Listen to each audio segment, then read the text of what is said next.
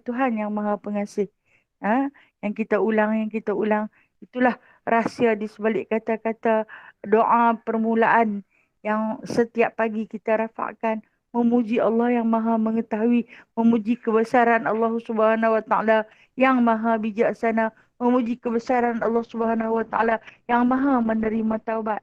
Hadirnya kita hamba Allah yang serba kekurangan. Hadirnya kita seorang hamba Allah yang penuh dengan dosa. Hadirnya kita seorang hamba Allah Subhanahu Wa Taala yang tidak tahu apa-apa.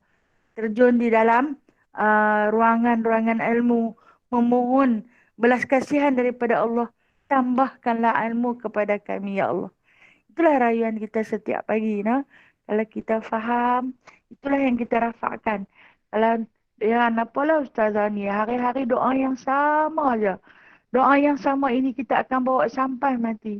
Merayu pada Allah, memohon pada Allah, cerita pada Allah kekurangan diri, sedak diri. Nah.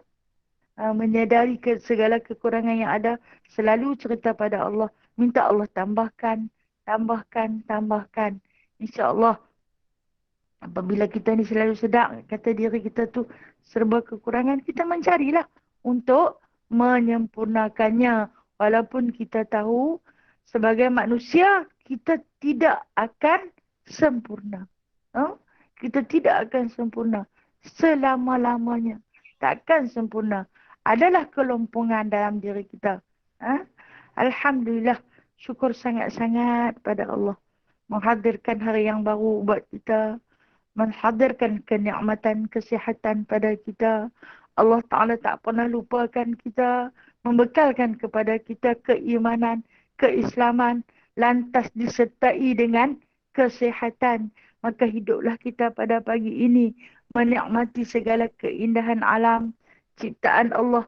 Hadiah teristimewa. Di samping itu adalah daripada berkat Nur Muhammad sallallahu alaihi wasallam. InsyaAllah hari ini bagi menambahkan keberkatan dalam kehidupan kita melalui masa yang bakal kita lalui hingga sampai terbit fajar esok, tenggelam mentari hingga sampai terbit fajar. Iaitu kita akan sama-sama membaca, bermuzakarah, bermutalaah satu hadis yang ke-10. Hadis yang bertajuk pilihlah yang baik-baik lagi halal. Hadis ini menceritakan tentang yang halal. Macamlah kita tak tahu yang halal apa, yang haram apa. Tapi selalu Allah Ta'ala cerita dekat kita. Cari yang halal. Carilah yang halal. Tuntutlah yang halal. Baik. Kita baca dulu hadis ni. Hadis yang ke-10 daripada hadis matan Imam Nawawi rahimahullah ta'ala. Ataupun dipanggil hadis 40. Matan Arba'in. Muka surat 22. Bismillahirrahmanirrahim. An Abi Hurairah radhiyallahu anhu qala Rasulullah sallallahu alaihi wasallam, Inna Allah tayyibun la yaqbalu illa tayyibah. Wa inna Allah amara al-mu'minina bima amara bihil mursalin.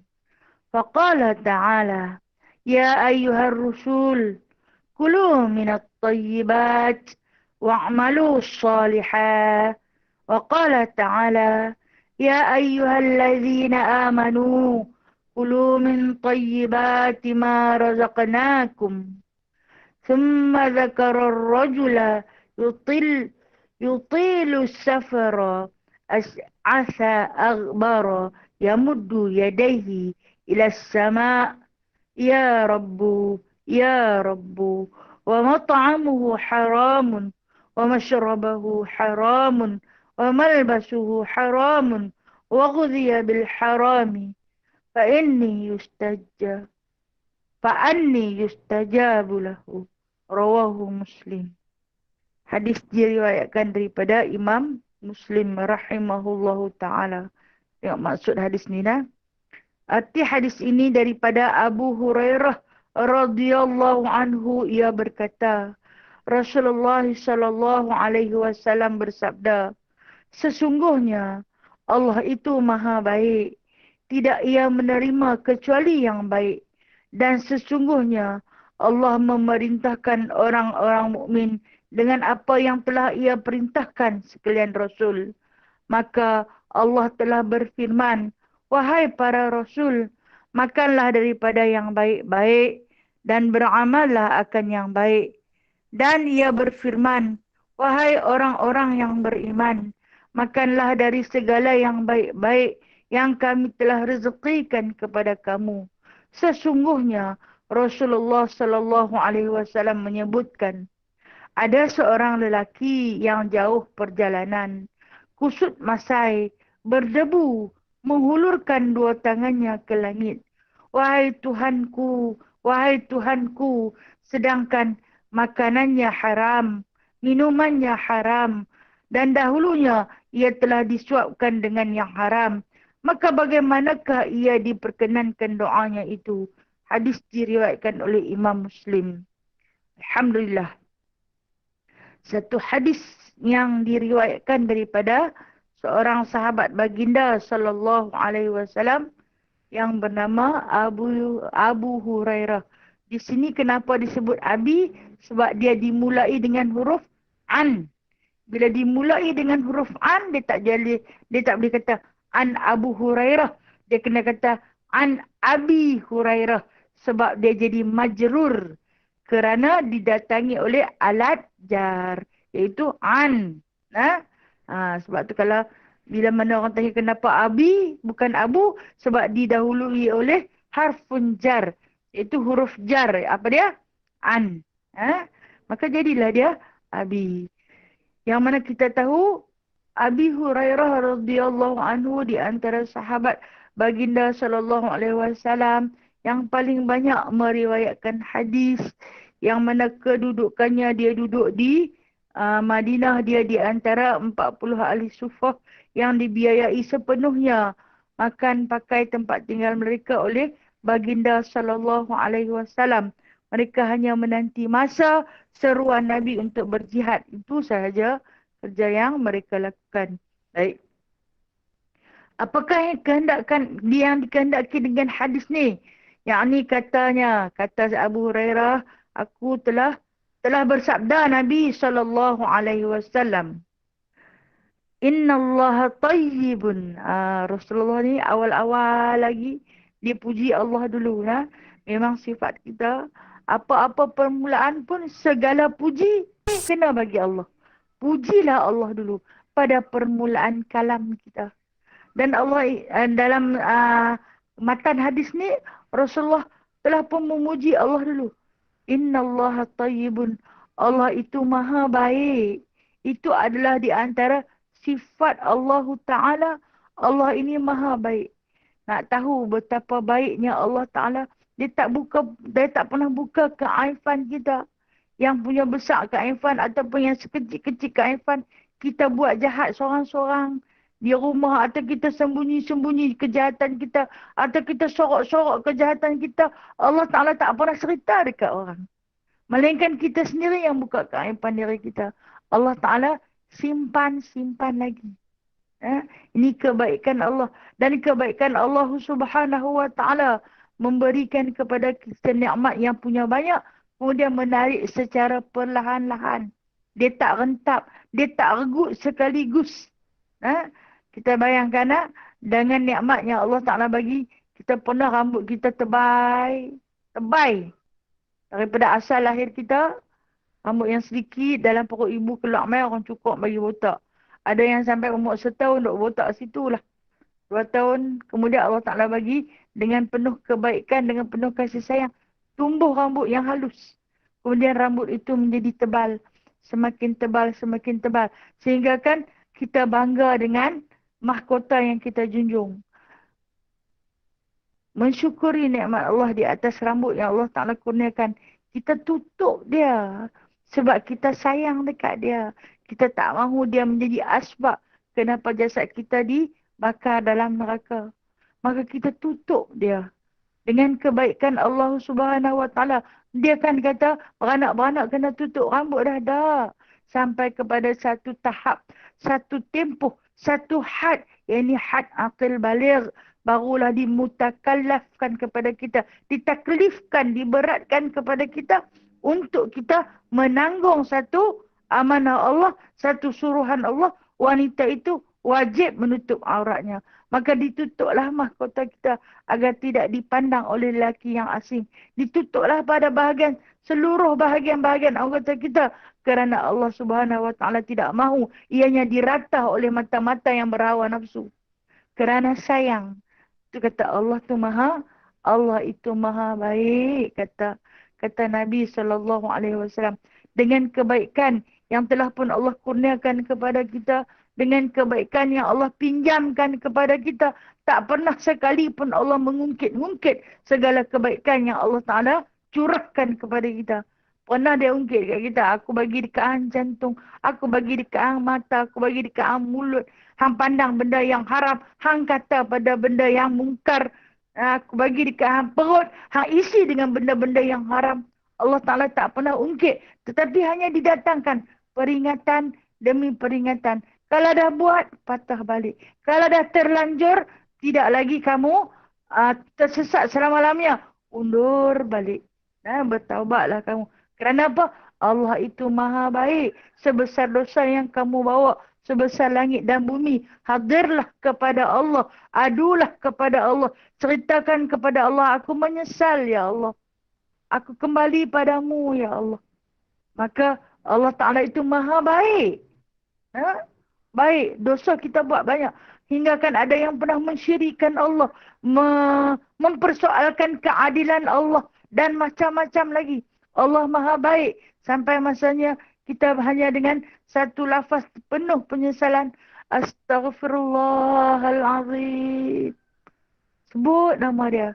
Anda ditakdirkan mati, kata Allah. Matinya itu dalam beriman. Maka syurga tempatnya. Walhal kehidupannya penuh dengan maksiat. Kerana apa? Innallaha tayyibun. Ini huraian kebaikan Allah ni amat banyak. Rasanya tak cukup sehari untuk kita huraikan betapa baiknya Allah Ta'ala itu.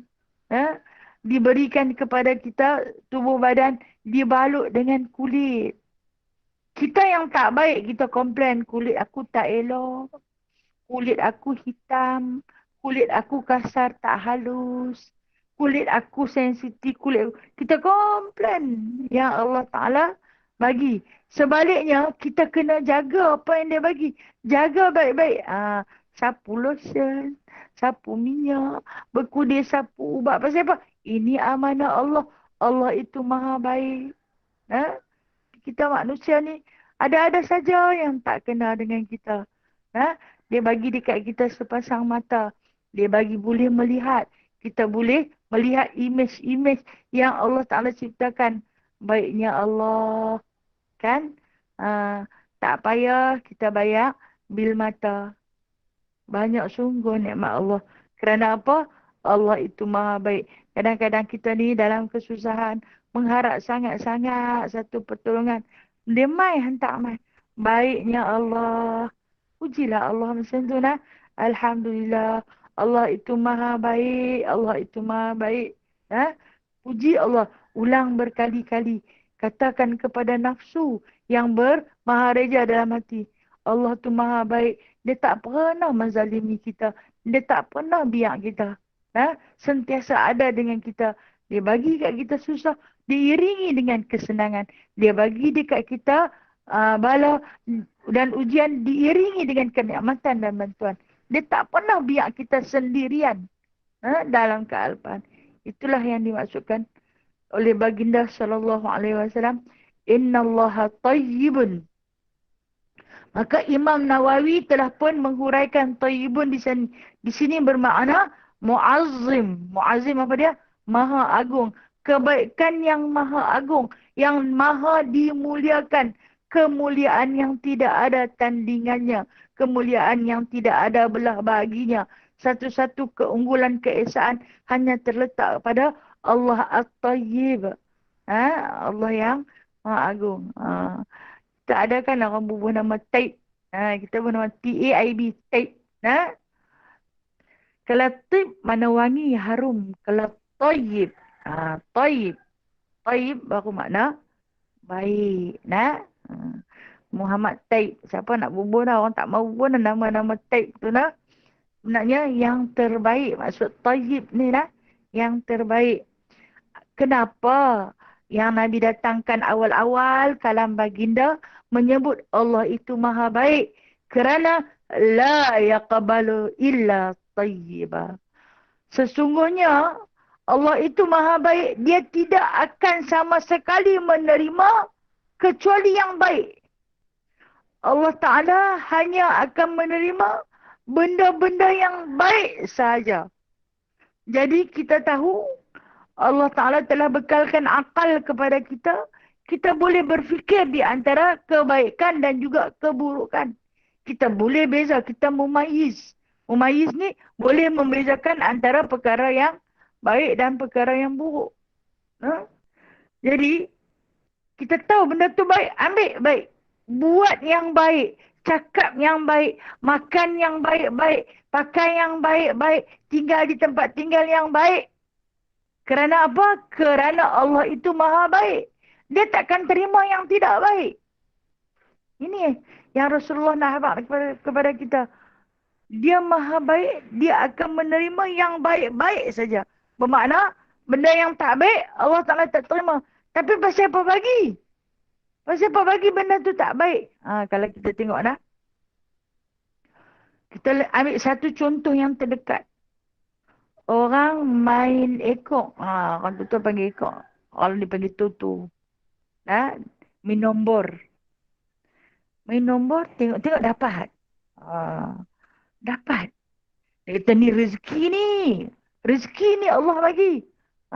Itu bukan rezeki. Sebenarnya. Itu bala. Itu bukan rezeki. Kalau kata bukan rezeki, aku tentu tak dapat. Itu bukan rezeki sebenarnya. Itu bala daripada Allah Ta'ala. Yang kita anggap dia sebagai rezeki. Rezeki ni sesuatu yang baik. Itu adalah rezeki. Tetapi kalau sesuatu yang tidak baik, itu bukan rezeki. Kenapa Allah Ta'ala bagi? Allah Ta'ala nak balakan kamu. Untuk menerima bala ini, apabila kamu makan, kamu belanjakan dia, kamu pakaikan dia, maka kamu akan bala yang menimpa-nimpa. Bala ni ada berbentuk nikmat. Bala ada berbentuk azab. Bimbang kalau bala itu berbentuk nikmat, manusia akan terus lupa. Dia tak sembahyang pun, tapi dia dapat nikmat. Dia tak sembahyang pun, perniagaan dia maju. Dia tak sembahyang pun, badan dia sihat. Dia tak puasa, dia tak berzakat pun, dia kaya raya. Rezeki dia. Itu bukan rezeki. Itu bala yang sebenarnya. Si pencuri. Allah Ta'ala izinkan dia dapat merompak. Dia pergi rompak, dia dapat. Banyak yang dia dapat, dia peroleh. Adakah itu rezeki? Itu bukan rezeki sebenarnya. Inilah rezeki nak bagi makan anak isteri dia hasil daripada rompakan. Itu bukan rezeki. Itu adalah di antara bala daripada Allah. Bala yang berbentuk nikmat, bimbang kita lupa diri. Jadi bersyukurlah apabila kita selalu diuji oleh Allah Ta'ala dengan kesakitan, dengan kesusahan, dengan kesempitan, dengan kesedihan. Kerana sesungguhnya di antara ujian yang Allah Ta'ala bagi itu menyakitkan kita, kita cepat-cepat ingat pada Allah. Bimbang kalau kenikmatan yang berleluasa, bimbang kita lupa pada Allah yang maha baik.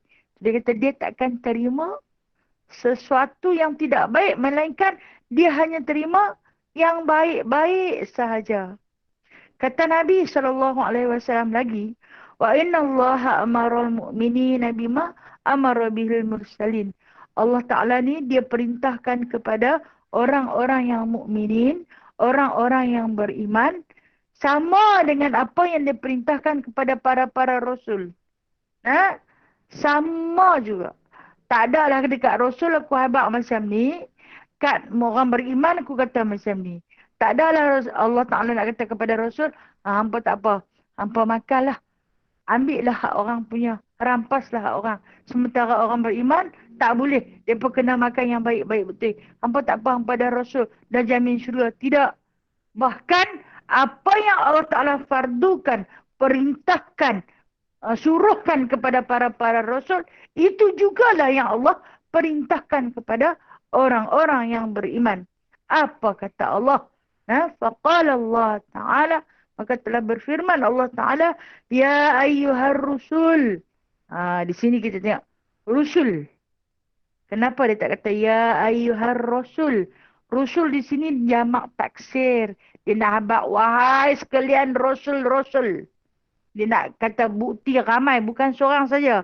Ayat ini bukan Allah Ta'ala hantar hanya kepada Nabi Muhammad sallallahu alaihi wasallam, tetapi ayat ini diturunkan kepada semua rasul-rasul, semua utusan Allah. Sebab itu didatangkan dengan jamak rusul. Rusul.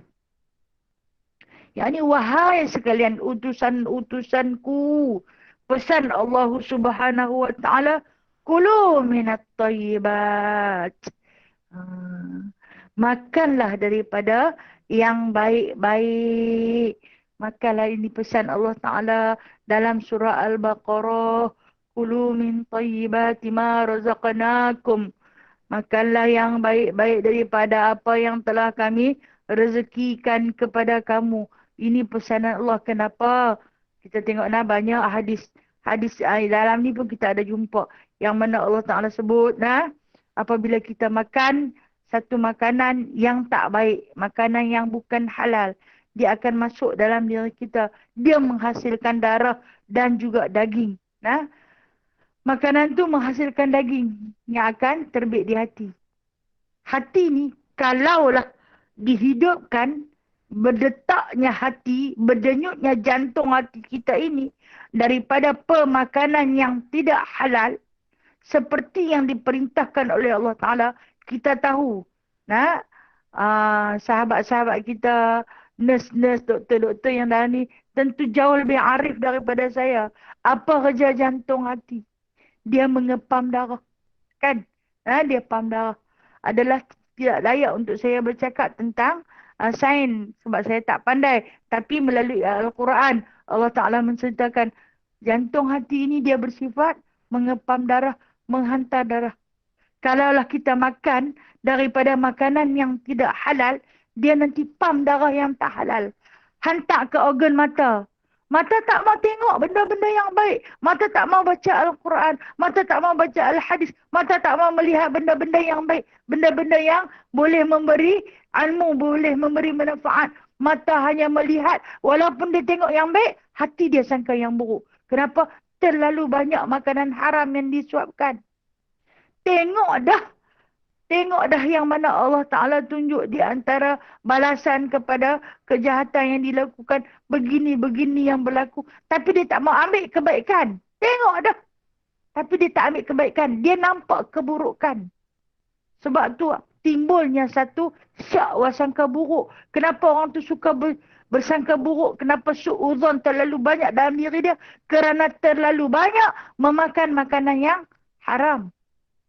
Maka dengan sebab itu, daripada hati menghantar darah ke rongga mata, maka mata memandang hanya memandang keburukan semata-mata. Dia pandang dia saja baik. Apa yang ada dekat-dekat dia baik. Ahli keluarga dia saja baik. Orang lain semua tak baik. Jantung juga mengepam darah ke telinga. Telinga ni tak boleh dengar yang baik-baik. Tak boleh nak dengar nasihat yang baik. Kata-kata yang baik, bacaan Al-Quran, laungan azan, seruan ke arah kebaikan, tak boleh dengar. Kalau hang kata pun boleh cakap saja, tapi tak masuk. Kenapa? Kerana pemakanannya yang haram itu menyebabkan hadirnya darah yang haram, menghantar kepada anggota-anggota tubuh badan pada perbuatan-perbuatan yang haram. Maka berlakulah dalam dirinya itu segala perbuatan-perbuatan yang haram. Sebab itu disuruh kita ni makan yang halal. Dia hantar ke kaki, dia hantar ke seluruh anggota. Kita tahu. Kita faham dan kita mengerti. Bahawasanya sesungguhnya apa juga yang telah pun Allah Ta'ala fardukan, suruh kita buat, ada pasal. Dia kata kulu, makan. Nah, okey baik. Kita pergi beli makanan halal. Ada cop halal. Daripada peniaga yang halal. Perbuatan dia pun halal. Tapi duit tu tak halal. Walaupun makanan tu, ni label halal. Label dia halal. Dia tulis begini-begini. Kilang ni yang buat. Orang Islam kita yang buat. Alhamdulillah makanan itu halal. Tapi sayangnya, duit yang kita bawa beli tu bersumber daripada yang haram. Duit tu mungkin syubhat. Mungkin ada campur aduk. Mungkin kita jumpa duit 2 kupang kat jalan. Ambil duit 2 kupang tu. Pergi beli aiskrim. Aiskrim tu halal. Aiskrim Malaysia lah harga 2 kupang. Ha? Dulu lah ni RM1 dah no. Kita kata ni halal. Memang halal. Tapi sumbernya haram. Allah Ta'ala dia kira sumber. Terbit mai daripada mana dia tu. Masuk mai dalam perut. Jadilah macam tu. Tumbuhlah daging yang haram. Daging itu menanti masa untuk dibakar oleh Allah Subhanahu Wa Ta'ala. Sebab tu no. Kita yang jadi orang perempuan dalam rumah ni. Bertanya kepada suami, duit ni daripada mana? Kan kita tahu kadang-kadang tak cukup bulan dia dapat duit. Tanya, duit ni daripada mana? Mak diamlah. Aku ni ada kerja part time, nak tahu juga daripada mana. Sebab nak masuk dalam rengkung kita, nak menghidupkan zuriat-zuriat kita daripada pemakanan, nak kena tahu. Sebab kata Nabi SAW, imra'atan salihah tu'inu imani. Perempuan yang solehah itu iaitu yang membantu keimanan suaminya. Nak jaga takut-takut dapat daripada syubhat. Selalunya kalau bukan hujung bulan tak ada gaji lagi. Kenapa kita berbelanja mewah? Kalau dia beli lain daripada yang lain tu bulan ni. Tanya, mai kok mana ni? Ni duit apa ni? Kita bertanya. Bukan kita nak kepo dah. Kita nak tentukan, nak ta'yinkan bahawasanya sumber itu sumber halal. Nak masuk dalam perut kita. Nak menghidupkan kita asbab daripada pemakanan tersebut. Nak menyara kehidupan ahli keluarga kita. Sebab apa? Bimbang. Takut ianya menjadi haram. Itu yang kata perempuan yang solehah itu ta'yinu imani. Akan membantu keimanan suaminya. Itulah perempuan yang solehah. Kenapa? Dia nak tahu sumber tu sumber halal ataupun yang haram. Kalau yang haram, relalah berlapar. Tak dapat gelang sampai ke siku pun tak apa. Tak dapat himpun cincin penuh jari pun tak apa. Janji, aku hidup dalam halal. Aku hidup dalam halal. Baik. Dan seterusnya kata Allah Subhanahu Wa Ta'ala, dah makan yang baik-baik itu buat apa pula? Wa'malu salihah. Dah boleh makan yang baik-baik. Beramallah dengan amalan yang soleh. Itu amalan-amalan yang baik. Bila kita makan yang baik-baik, maka bolehlah beramal soleh. Tak rasa malas nak bangun bertahajud. Tak rasa malas tak buka Al-Quran membaca. Tidak rasa malas untuk menaburkan diri, melaburkan harta ke arah kebaikan. Tak rasa kedekut. Kenapa? Sebab pengisian yang baik-baik dalam hati dia. Dia tak rasa malas. Kalau kata kerja kebajikan ni, siapa nak buat kebajikan? Okey, saya sentiasa menghulurkan diri. Mungkin harta tak banyak untuk menaburkan harta. Tapi ada sedikit jasa untuk ditaburkan. Itu yang ada. Dibelanjakanlah hartanya. Itu amalan soleh. Kalau dengan Allah Subhanahu Wa Ta'ala, kita tahu amalan soleh kita dengan Allah. Iaitu solat, puasa. Itu kita dengan Allah. Kalau zakat, kita dengan hablum minan nas. Perhubungan kita dengan manusia. Tapi kalau bersolat dan berpuasa, itu kita dengan Allah. Manusia dia tak kisah. Hang puasa batai ke tak batai ke, sah ke tak sah ke, hang puasa ke hang tak puasa, dia tak kisah. Tapi kalau Allah, dia kisah pada amalan puasa kita.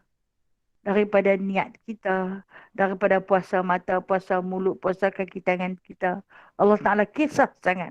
Allah Ta'ala kisah daripada solat kita. Dia pandang pada hati kita. Manusia dia tak kisah. Khusyuk ke tak khusyuk yang tu hang dengan Allah. Ha? Tapi kalau hang tak bagi zakat, hang tak bagi sedekah, dia marah. Dia kata hang kedekut, dia akan kata hang macam-macam. Itu yang kata sedekah ni perhubungan kita dengan manusia. Allah Ta'ala bagi gandaan pahalanya banyak. Tetapi perhubungan dengan Allah yang kita nak jaga. Nah, perhubungan manusia pun kita kena jaga. Kedua-duanya. Di samping kita menjaga hubungan dengan Allah, kita juga menjaga hubungan dengan manusia. Semua kebaikan ini dipanggil amalan soleh. Semua ini dipanggil amalan soleh. Nah, dan amalan soleh ini akan terbina, akan terlaksana hasil daripada pemakanan yang baik. Maksud pemakanan yang baik ni bukannya yang berzat, yang nutrisi dia tinggi. Bukan. Nah, bukan. Maksud makanan yang baik ini iaitu yang kita makan daripada sumber halal. Itu yang baik. Nah, kita makan nasi, nasi saja. Belaukkan ikan kerin. Ikan kerin, nama pun kerin. Isi pun tak ada. Dia melekat isi tu di tulang. Yang orang jemuk dia sampai meledin.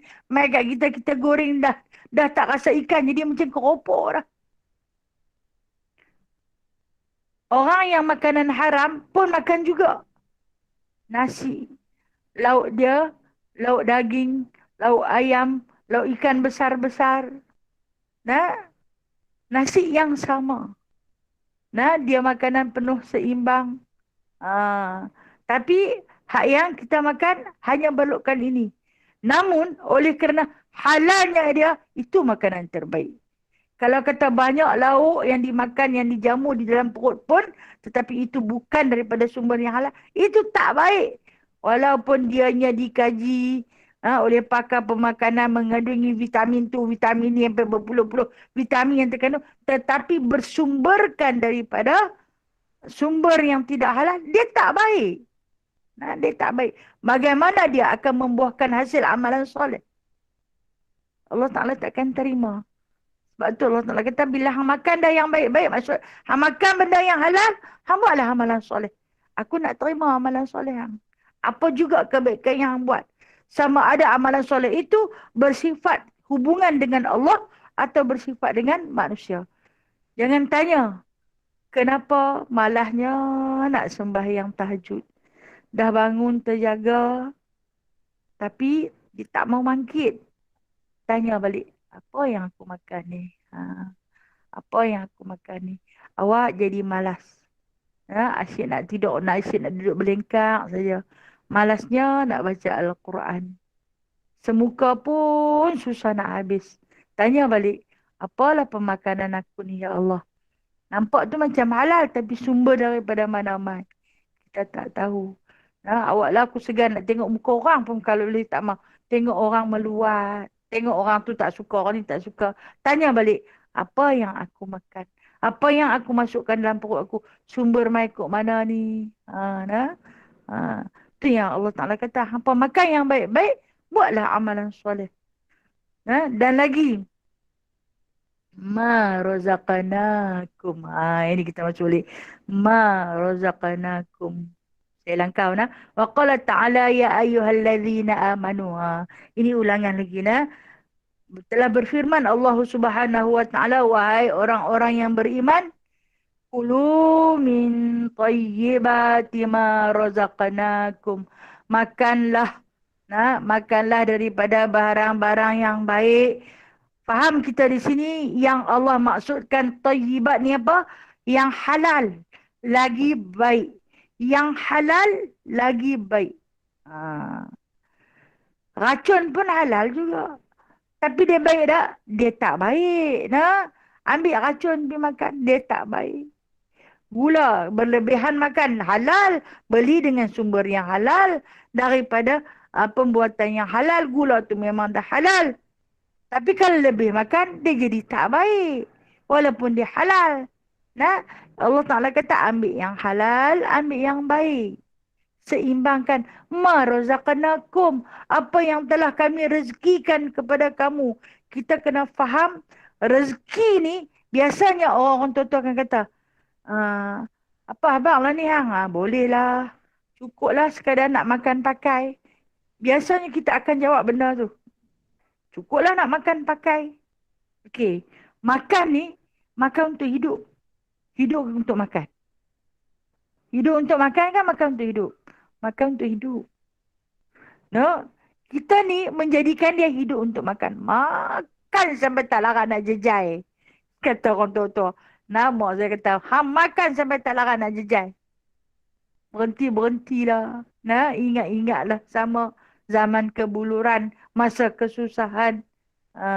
Makan ada had dia. Nak makan dengan nak pakai. Okey, pakai. Baju kita pakai, seluar kita pakai, barang kemas kita pakai, kereta kita pakai, motor kita pakai, rumah kita duduki. Itu maksud pakai. Banyak istilah pakai kan. Cermin mata kita pakai, cincin kita pakai, rantai kita pakai. Cukup untuk makan pakai. Oh, kalau kata cukup untuk makan pakai, senang dah tu. Nah, Alhamdulillah senang dah tu. Cek balik diri kita hari ni. Kekanda-kekanda yang ada di sini, kita cukup tak makan pakai? Cukup, nah. Alhamdulillah cukup. Kalau kata orang suruh kita berkurung dalam masa seminggu lah dalam rumah, bolehlah sekadar nak makan, nak pakai. Boleh kan? Boleh, ya Allah. Sebulan orang suruh kurung pula. Boleh dah? Boleh, ya Allah. Ada, cukup makan pakai. Kaya tak? Kaya tu. Nah, kaya tu. Terutama kalau kaya jiwa. Tak apa, cukup. Boleh sahaja. Nah, sentiasa redha atas segala ketentuan Allah. Tu yang kata Allah Ta'ala. Ma razaqnakum. Apa yang aku bagi. Jangan pandang rezeki tu yang baik-baik sahaja. Ujian itu juga satu rezeki. Nah, ujian Allah Ta'ala bagi kepada kita juga adalah satu rezeki. Okay, kita tengok nak. Ketika mana Imam Ash-Syafi'i rahimahullahu ta'ala, dia kan terkenal dengan kebijaksanaan dia. Nah, dia hanya pandang saja pada tulisan, dah masuk. Dia pandang dia. Sebab tu dia bila mana nak baca kitab Muwatta' karangan Imam Malik rahimahullahu ta'ala, dia kena tutup sebelah ni muka surat. Sebab dia nak baca sebelah. Kalau dia buka, dia dalam kepala otak dia ni masuk dua-dua belah. Otak kanan dan otak kiri dia berfungsi begitu hebat, begitu cepat. Dia akan masuk ke dua-dua belah. Jadi dia nak ambil faham benar-benar, dia kena tutup dulu di sebelah. Dia tengok sebelah dulu. Kemudian dia tengok lagi sebelah. Kita ni jangan kata nak tutup. Hak yang duk buka, yang punya duk baca pun tak masuk-masuk. Kan? Sehinggalah sampai kepada satu masa, dia tak boleh jadi macam tu. Dah tengok, tengok lagi. Tengok lagi. Masuk kali ketiga tengok, dia rasa susah hati dah. Kenapa aku jadi macam ni? Kenapa aku jadi macam ni? Pasal apa? Pasal apa hari ni tak boleh hafal macam tu. Kadang-kadang kita fikir, no, walau susah sangat aku ni menghafal. Pemakanan kita no macam-macam. Tambah kita hari ni dunia hari ni pemakanan yang macam-macam bercampur aduk. Halai makan. Halai makan. Macam-macam pemakanan yang terisi dalam perut kita ni. Jadi Imam Syafi'i ni akhirnya dia bertanya kepada guru dia, pasal apalah jadi macam ni. Dia kata susah sikit. Selalunya sekali tengok dah dapat. Ni dua kali, masuk kali ketiga baru nak masuk dapat. Ui, kita kalau ketiga kali tengok boleh dapat, kira bijak sana sini. Kali ke 10 belum tentu dapat lagi. No? Kali ke 40, lancar lah dah. Tapi tak boleh apa lagi, baru lancar. Surah Yasin punya baca lah 1000 kali. Boleh hafal tak? Tak boleh. Dia kata, tak boleh. 1000 kali, bukan kata 1000 kali. Baca surah Yasin yang jadi khalifah. Terus tengok, memang tak boleh kot, kan? Kenapa? Pemakanan. Kita ni, pemakanan, bercampur aduk. Kita kaji semua halal. Tapi mungkin campuran dalam pemakanan. Ada yang syubhatnya. Allah. Takut, takut. Kita tak tahu. Okey.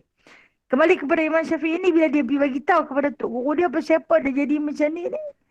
Tok guru dia kata makan apa? Ha. Makan apa? Kita ni, kalau kita makan, kita berak cirit-birit baru kita nak fikir. Aku ni makan apa lah semalam? Sampai cirit-birit macam ni. Tapi Imam Syafi'i dia tanya kepada tok guru dia, kenapa aku jadi macam ni? Tok guru dia tanya, makan apa ni? Tak ada apa, dia kata setiap pagi dia hanya minum susu. Setiap pagi. Makan dan minum dia adalah susu. Dia sentiasa jaga pemakanan dia. Susu tu benda yang terbaik, minuman yang terbaik. Minuman sunnah. Lepas tu, maka Imam Malik pun pesan pada dia. Siapa ambil di mana susu tu? Ada dia kata seorang budak nanti main hantar dekat dia. Kira dia macam upah lah bayar dekat budak tu. Kita kata catat lah setiap pagi penghantar susu tu. Baik. Tanya budak tu. Dia ambil di mana susu tu? Esok budak tu sampai, Imam Syafi'i tanya. Daripada mana ambil susu ni? Dia kata dia pergi beli terus dari ladang. Kepada tuan punya kambing. Beli terus dari ladang. Kita ni susu yang kita beli hari ni, yang kita minum hari ni, bukan terus dari ladang, tidak, no? Mai daripada satu tangan ke satu tangan, satu tangan ke satu tangan, masuk kelang tu, keluar kelang ni, masuk kelang tu, masuk ke rumah ni, masuk rumah ni. Tidak? Baru nak sampai dekat kita. Tapi Imam Syafi'i ni dia beli daripada budak ni kata, dia beli terus daripada ladang. Baik, dia kata, boleh tunjuk kat dia tang mana ladang tu. Kawan tu pun tunjuk, budak tu pun tunjuk. Tunjuk dia pi. Bila dia pi, dia tengok orang yang bela kambing tu. Biasalah. Bukanlah nak pakai tie, nak pakai coat. Orang bela kambing, nama pun bela kambing. Kan? Jadi dia ikut kawan tu ke padang ragut rumput. Dia tengok kambing tu pergi makan makanan di tempat larangan. Makan tanaman orang punya. Kambing tu pergi makan makanan orang. Tanah orang. Masuk makan pokok kayu orang. Apa kata Imam Syafi'i? Kambing tu haram tak? Kambing tak haram. Kambing tu tak haram. Sebab kambing ni dia tak taklif lagu kita. Tak ada halal haram bagi dia. Dia boleh lah dia nak makan apa dia makan. Kambing tu tak haram. Yang haram tuan dia lah. Pasal apa hampir biar. Kambing hampir makan orang tu tanam pokok susah payah. Pokok buah dia ke dia tanam hampir lepas. Kambing hampir bagi makan. Buat apa? Kambing tu tak haram. Kemudian Imam Syafi'i balik main dia habaq lah dekat tok guru dia. Dia kata dia rasa dia tahu dah. Dia minum daripada susu kambing. Tuan dia begini. Dia biar kambing dia tu makan di kawasan larangan. Hak orang lain. Pokok orang. Tuan tu tak reda lah. Kita katalah kita ni tanam anak-anak durian, anak rambutan. Lepas kambing ni pun main makan. Apa rasa tuan tanah? Marah kan? Marah. Makan pokok bunga dia. Walaupun bunga saja, dia marah. Apa ni punya kambing korang ajak? Kambing tak korang ajak. Tuan kambing tu yang korang ajak. Kambing memang dia korang ajak sedia. Sebab dia tak pergi ngaji sekolah. Macam mana dia nak cukup ajak? Tuan kambing tu yang korang ajak. Berdosa tuan kambing tu, no? Berdosa. Patut nak Imam Syafi'i kata inilah puncanya. Sebab kambing tu meragut makanan daripada tanah larangan. Tempat larangan orang punya. Maka dengan sebab itu susu yang dia minum jadi syubhat. Sebab itulah dia mengapai susah dapat. Lepas tu dia berhenti tak minum susu tu. Allah, jauhnya kajian dia, no? Dia nak ambil halalan tayyibah. Kita ni tak ada. Kira hamai dah di rumah. Halal janji halal aku balun. So kita tak tahu, no? Kita tak tahu apa yang telah terisi di dalam perut kita, no?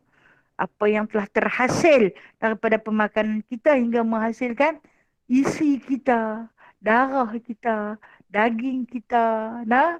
Yang berkilo-kilo ni adalah datang daripada pemakanan yang kita tak tahu sebenarnya punca habis-habis. Kita cuma berharap sahaja, ya Allah, mudah-mudahan apa yang aku makan ini halal. Allahumma barik lana fima razaqtana wa qina azabannar. Minta yang tu ya ke Allah. Ya Allah, berkatilah bagi kami apa yang telah Engkau rezekikan kepada kami. Jauhilah kami daripada api neraka. Doa makan. Yang tu cukup cukup pandai apa. Itu pun kadang-kadang merepet. Allahumma barik kana fima razaqana. Duk kana-kana saja. Ha? Pun tak betul juga. Kadang-kadang tu tak boleh hafal. Duk suruh cucu tadika tu saja baca. Cucu tadika tu makhraj dia ikut suka je. Kana buh kana ke semua nah yang disebutkan ini maksud oleh Allah. Apa yang aku rezekikan yang mai tu kita jangan pulun. Ini rezeki. Kena tahu juga. Nah, halal ke haram. Kalau yang haram bukan rezeki. Kalau yang haram itu adalah bala. Kemudian kata Nabi SAW. Thumma dhakara ar-rajula yutilu safar. Rasulullah zakara, thumma zakara. Lalu Rasulullah sallallahu alaihi wasallam pun bercerita. Thumma zakara ni Rasulullah bercerita. Cerita kepada sahabat-sahabat yang Rasulullah dah baca hadis ni tadi. Rasulullah pun bercerita menyebut tentang ar-rajula yutilus safar, tentang kisah seorang lelaki yang yutilus safar. Apa dia? Yang panjang musafirnya, yang jauh perjalanannya. Rasulullah kata, aku nak cerita dekat hampa. Ada seorang lelaki ni, dia kata, yutilus safar. Apa dia? Orangnya jauh perjalanan. Yutil daripada perkataan tola. Tol. Maksud dia panjang. Jauh perjalanan dia. Orang dalam musafir. Bila orang dalam musafir ini, apa keadaan dia macam mana? Kata baginda sallallahu alaihi wasallam, Ash'asa.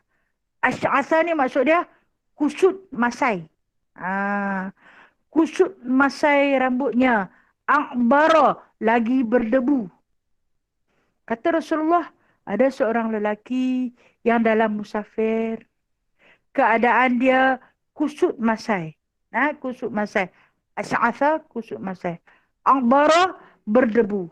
Okey. Pernah dengar siapa yang pernah pergi khusus haji, dia akan dengar perkataan ni. Keadaan orang yang bermusafir di jalan Allah, orang yang dalam ihram, keadaan dia kusuk masai. Kenapa dia kusuk masai? Rambut dia tak sikat. Kenapa dia tak sikat rambut? Dia takut gugur. Kalau gugur, dia takut kena dam. Begitu juga dengan keadaan dia aghbara. Berdebu. Berdebu. Dia tak mau, dia nak sapu lebih-lebih debu tu bimbang luruh bulu-bulu rumah dia. Terlampau jauh perjalanan dia. Kenapa dia berjalan jauh? Dia bermusafir untuk mengerjakan umrah. Jadi maksud hadis ni, Rasulullah nak cerita tentang seorang lelaki yang dalam musafir, dalam keadaan ihram. Dia dalam keadaan ihram. Sebab tu rambut dia kusuk masai. Yamuddu yadaihi. Yamuddu yadaihi ni menghulur dua tangannya. Menghulur. Mud ni asal daripada perkataan mat. Memanjangkan tangan. Menghulur. Mengangkat tangannya. Berdoa kepada Allah Subhanahu Wa Taala. Yamuddu yadaihi ila sama, kata Rasulullah. Mengangkat tangannya ke langit. Tadah tangan lah. Tadah tangan ke langit. Cara orang berdoa. Dan kemudian kata Rasulullah, dia pun mengucap, Ya Rabbu, Ya Rabbu. Wahai Tuhanku, wahai Tuhanku. Sedangkan, ni kalau kata nak Arab, dia bukan waw ataf, dia bukan waw istinah, waw lil hal. Sedangkan mat'amuhu haramun. Makanan dia makanan yang haram. Wa masyrabahu haramun. Minuman dia adalah minuman yang haram. Wa malbasuhu haramun. Dan pakaian yang dia pakai itu pun daripada sumber yang haram. Aghudhiya bil harami. Kata Nabi lagi, apa yang dahulunya disuapkan di dalam mulutnya juga adalah yang haram. Fa'anna. Maka bagaimanakah yustajabu lahu? Allah Ta'ala nak mustajabkan doa. Walaupun hang dalam ihram. Tapi sayangnya, Orang dalam ihram, orang dalam musafir ni doa paling dimakbulkan Allah. Nah, orang dalam musafir. Pula tu dia dalam keadaan berihram. Memang orang dalam ihram ni dia nak buat umrah. Pekerjaan yang terbaik sekali haji dan umrah. Orang dalam ihram ni nak buat dua je. Haji ataupun umrah. Nah, berdoa kepada Allah. Mengenadah tangan naik ke langit. Minta pada Allah. Sebut nama Allah. Ya Rabbu, Ya Rabbu, Ya Rabbu. Wahai Tuhanku. Merayu-rayu, merayu-rayu. Tetapi fa'ana yustajabalahu. Kenapa tak dimustajabkan doa? Kenapa doanya tak dimustajabkan? Kerana kata Nabi, "Amma ta'amahu haram." Makan dia haram. "Wa masyarabahu haram." Minuman dia haram. Pakaian dia haram. Sumber tu. Sumber tu. Sebab tu bila mana kita ni, kan selalunya kalau kita pergi kursus haji atau kursus umrah, dia ambillah sumber daripada sumber yang halal. Kita nak bawa doa, kawan-kawan pakat kirim kepada kita. Sampaikan salam kepada baginda sallallahu alaihi wasallam. Sampai di sana, tolong doa untuk dia sekian-sekian. Tolong doa untuk dia sekian. Anak dia begini, suami dia begini, mak dia begini, dia sakit macam ni. Tolong doa. Aina yustajabalahu. Macam mana nak dimustajabkan doanya? Sedangkan apa yang dia bawa tu haram belaka. Walaupun dia pergi tempat yang paling mustajab. Baitullahil Haram tu sekitar kelilingnya semua adalah tempat-tempat yang mustajab doa. Kenapa doa tak mustajab? Kita tanya balik, kenapa doa tak dimustajabkan? Sebab ianya berpunca daripada haram. Allah. Kalau kita nak bandingkan, itulah kedudukan kita. Itulah kedudukan kita hari ini. Kenapa doa tertangguh? Ada yang tak kena. Atau mungkin kita tak makan benda yang haram, kita tak pakai benda yang haram, tapi kita tengok perkara yang haram, tapi kita biak. Dia pergi lah punya pasal lah, dia buat dapat ke dia. Kita biak seolah-olah kita redha. Akhirnya apa yang berlaku? Ini kesimpulan daripada hadis ni. Yang mana orang Islam ni Allah Ta'ala suruh buat baik sungguh-sungguh dalam segala segi. Dan segala perbuatan dalam tutur kata kesimpulannya. Semua syariat Allah menyeru kepada kebaikan. Tak ada satu pun syariat Allah membebankan kita. Allah Ta'ala ni suruh kita buat baik saja. Orang-orang Islam disuruh mencari rezeki yang halal. Itu yang dikata, Ya ayyuhallazina amanu. Wahai orang-orang yang beriman, carilah rezeki yang halal. Biar susah, biar pendapatan kita sikit, tapi halal. Jangan banyak, jangan mudah dan banyak.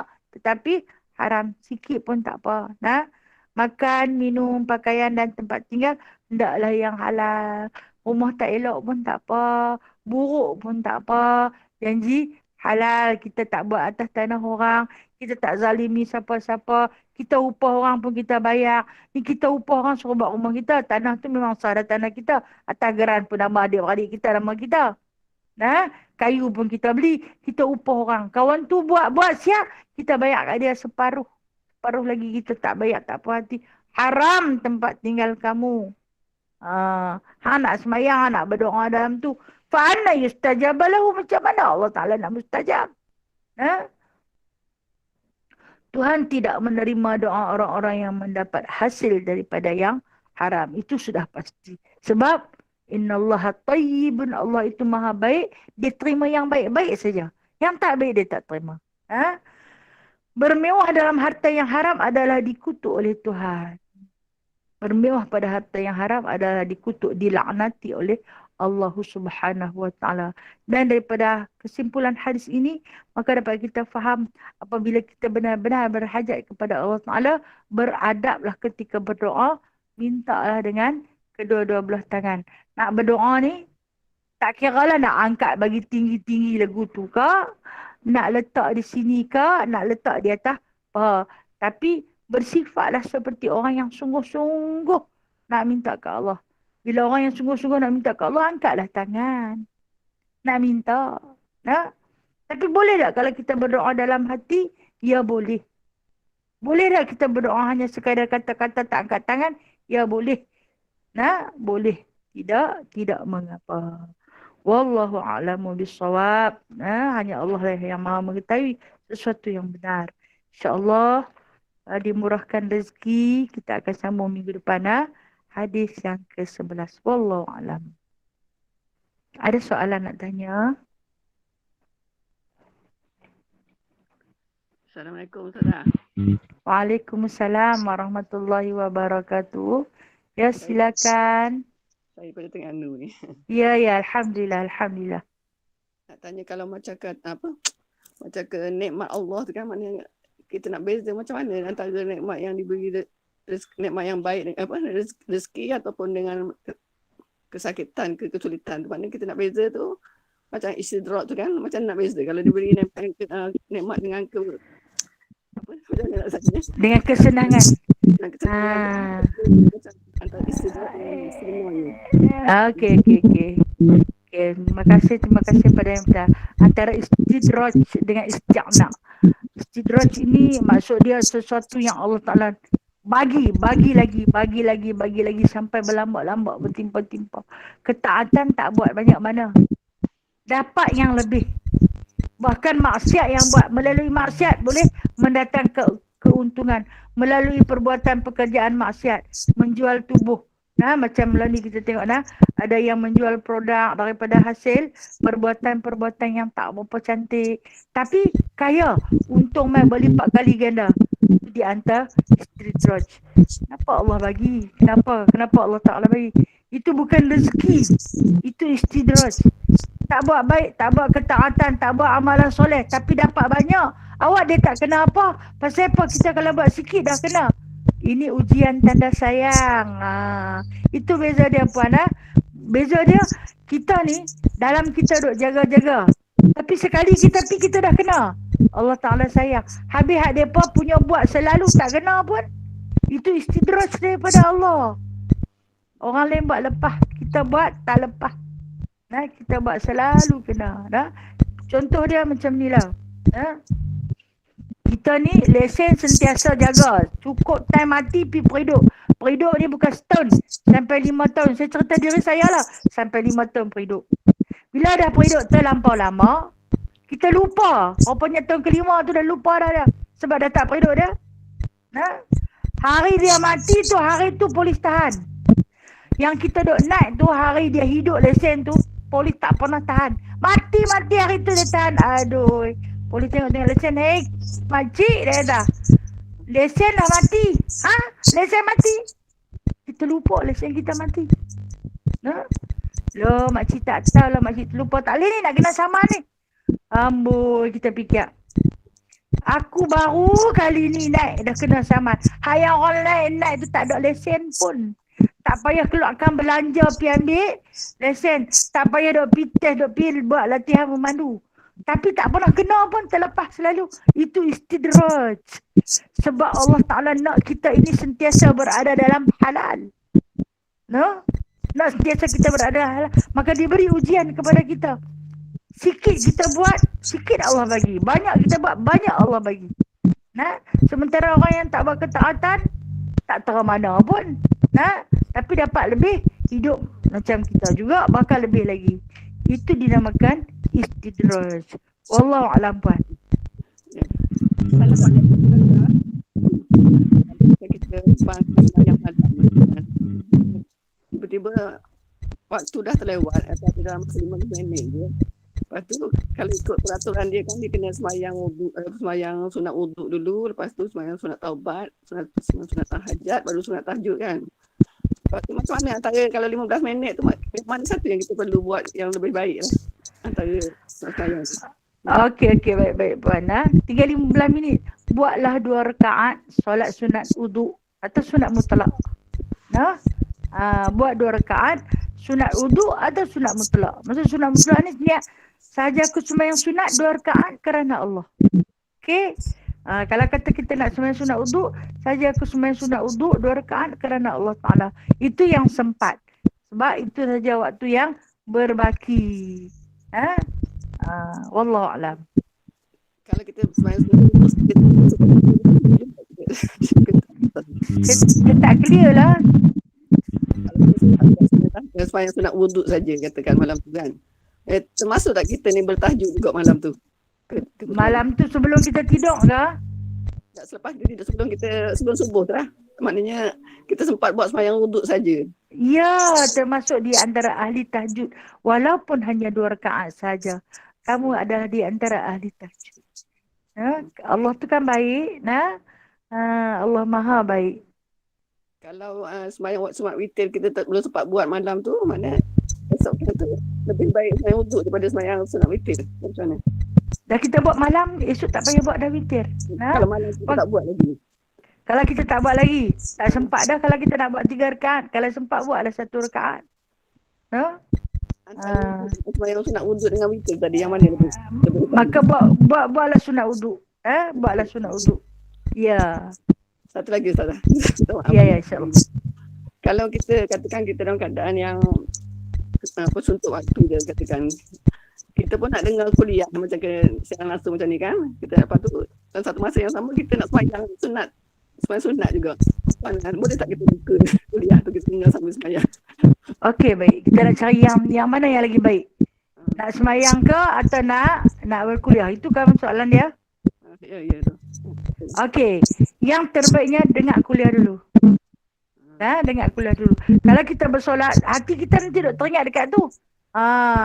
Yang terbaiknya kita dengar kuliah dulu. Katalah saat lagi kita boleh sambung pula dengan solat sunat duha. Kalau sunat wajib kita buat yang sunat dulu lah. Kalau wajib, kena wajib dulu. Utamakan yang wajib. Okey, Ustazah. Terima kasih banyak. Ya, baik-baik. Sama-sama kasih. Waalaikumsalam warahmatullahi.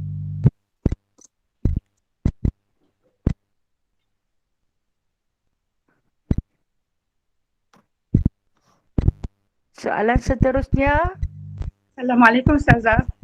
Waalaikumsalam warahmatullahi wabarakatuh. Silakan Kak Ana. Adakah penyakit hati ini berpunca dari makanan yang haram? Itu saja Ustazah. Ya, betul Kak Ana.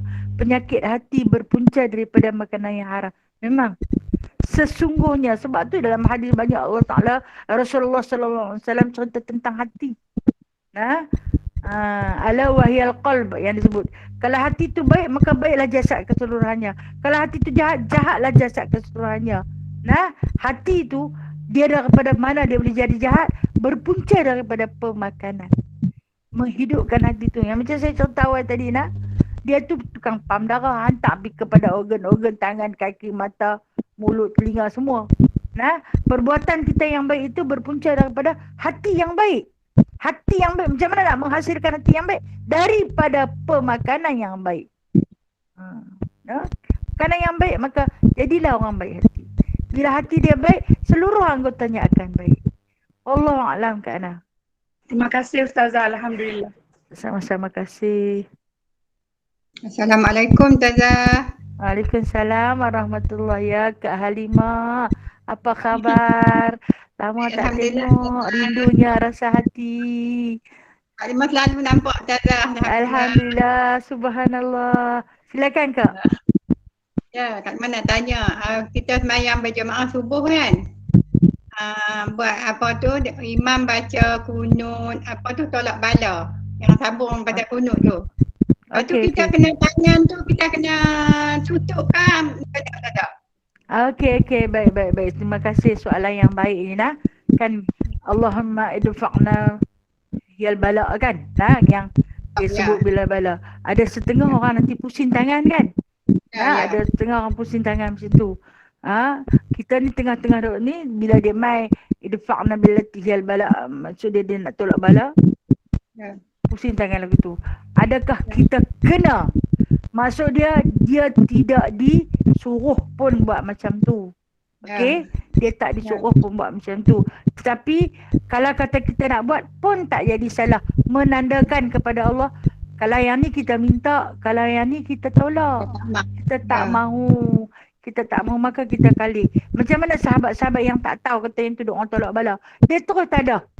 Pun tak apa, sebab dari segi kata-kata, ya Allah kami tak mahulah kami ditimpa sebegini ujian bala begini bawa jalan. Tak apa, boleh macam ni pun boleh, macam ni pun boleh. Sebab sebenarnya mengangkat tangan itu bukanlah wajib, hanya sunat saja. Tapi pada perkataan dia nak tolak bala, harus kalau kita kalih. Harus. Maksudnya bolehlah kita nak kalih. Kalau kita terus macam ni pun boleh juga. Ya. Terima kasih Kak. Ya, terima kasih banyak Ustazah. Assalamualaikum. Waalaikumsalam warahmatullahi.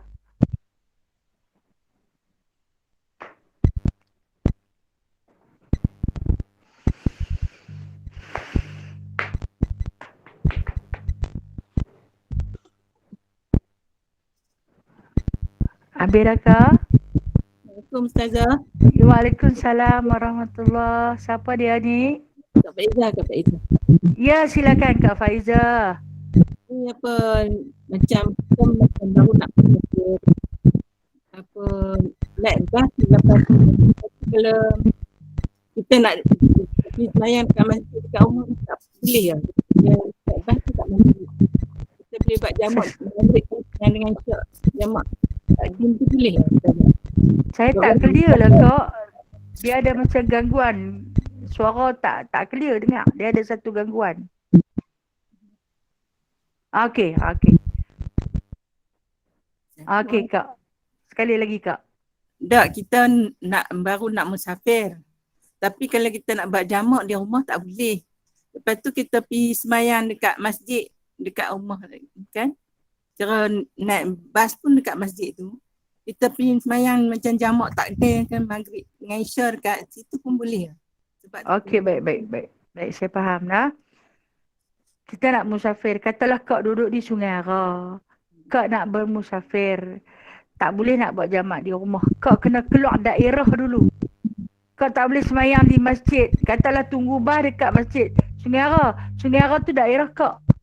Masih lagi daerah Kak. Kak kena keluar daerah. Pergi Sungai Nibong ke?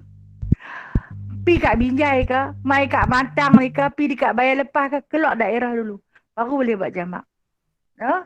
Lagi tak keluar daerah, tak boleh buat. Kita kata apa? Keluar mukim. Ha? Baru boleh buat. Kalau tidak, tak boleh lagi. Masih lagi dalam kawasan rumah kita. Ha? itulah faham macam tu tapi nak kepastiannya. Ya. Betul. InsyaAllah. InsyaAllah. Sama-sama.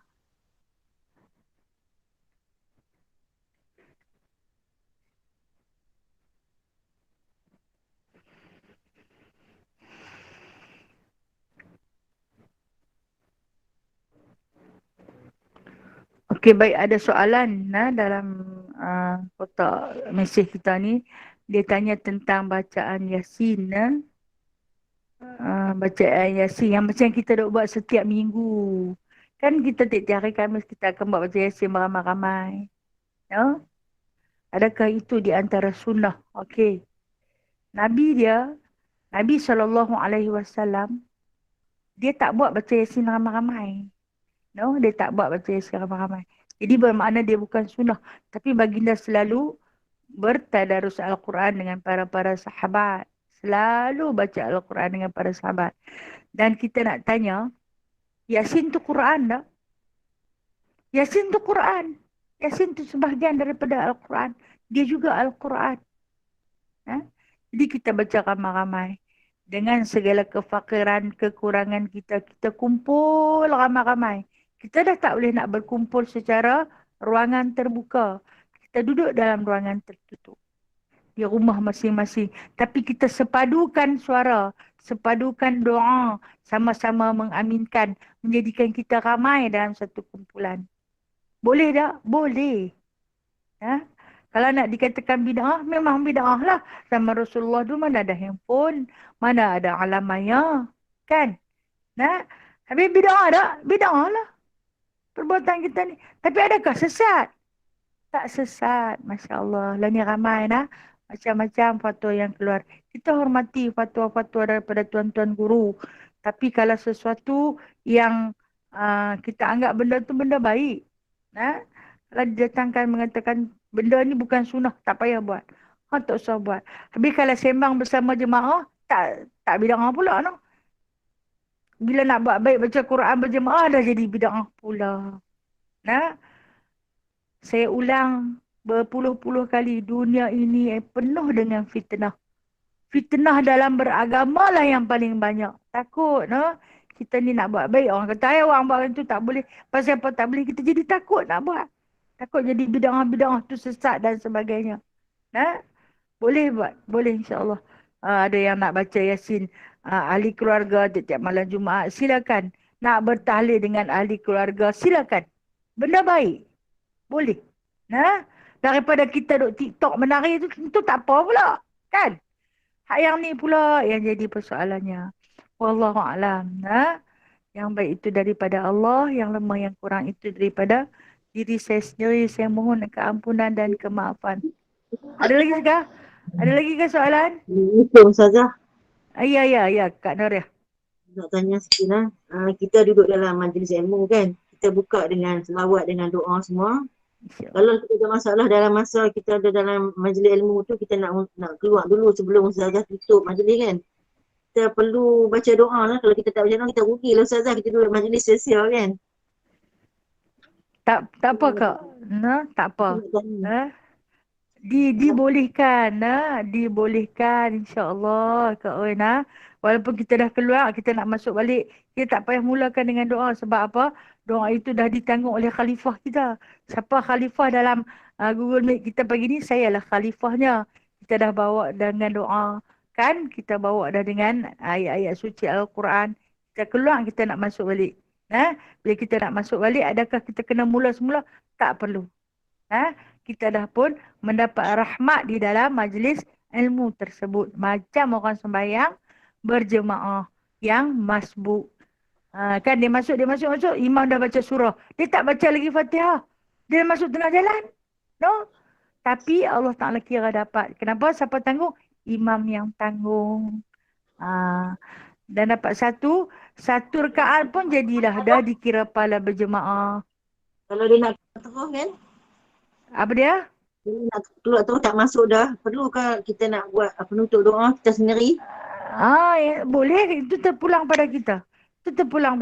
No?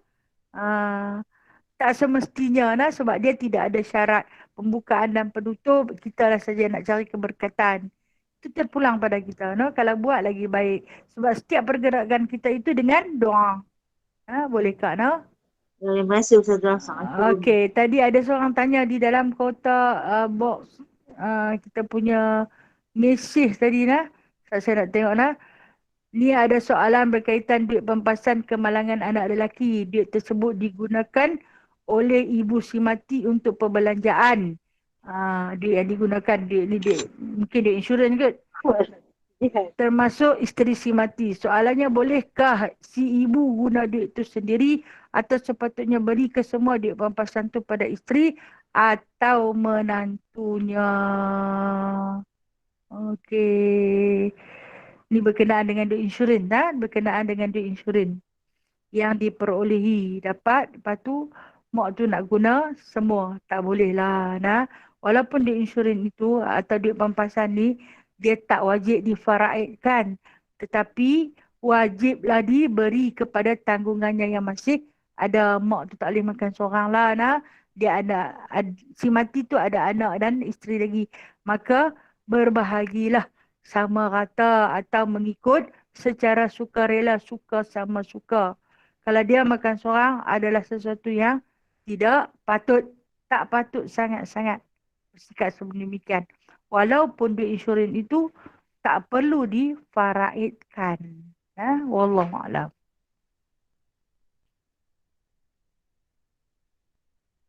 Okey, habislah tak ada apa dah kalau ada soalan kita tunda esok insya-Allah. Teruskan berkuliah istiqamah atas jalan Allah Subhanahu wa taala. Berjalanlah di atas keberkatan, siru ala barakatillah. A'udzubillahi minasyaitonirrajim. Bismillahirrahmanirrahim. Alhamdulillahi rabbil alamin. Hamdan katsira, hamdan yuwafi ni'amahu wa yukafi'u mazidah. Ya Rabbana lakal hamdu kama yanbaghi li jalali wajhikal karim wa 'azimi sultanik. Allahumma zidna ilman nafi'a wa fahman wasi'a wa rizqan halalan tayyiba wa amalan mutaqabbala wa taubatan nasuha wa tijaratan lan tabur. Allahumma rzuqna qabla al-mauti taubatan wa 'indal mauti syahadatan wa ba'dal mauti jannata wa na'ima ya arhamar rahimin. اللهم ربنا آتنا في الدنيا حسنة وفي الآخرة حسنة وقنا عذاب النار وقنا عذاب القبور وقنا عذاب المحشر وأدخلنا الجنة مع الأبرار يا عزيز يا غفار يا رب العالمين وصلى الله على سيدنا محمد والحمد لله رب العالمين. تقبل الله منكم منا ومنكم تقبل يا كريم. Ustazah.